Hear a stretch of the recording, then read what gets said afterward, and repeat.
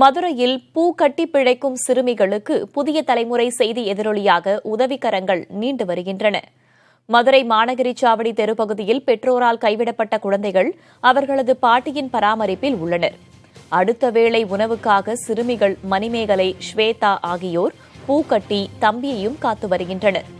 இதுகுறித்து புதிய தலைமுறையில் செய்தி ஒளிபரப்பப்பட்டதை அடுத்து ஏராளமானோர் பணம், பொருள் உதவிகளை செய்து வருகின்றனர்.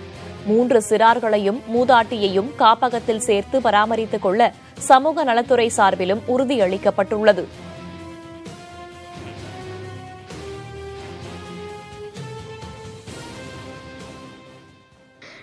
பூ கட்டி தான் 20 ரூபா 30 ரூபா காசு கிடைக்கிது.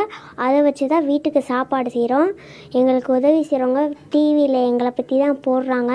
இந்த காசு பண உதவி செய்கிறவங்க, இந்த ஜாமான் வாங்கி கொடுக்குறவங்க, உதவி செய்கிறவங்க, இவங்களாம் எங்களுக்கு ரொம்ப ரொம்ப உதவி செய்கிறாங்க. நன்றி.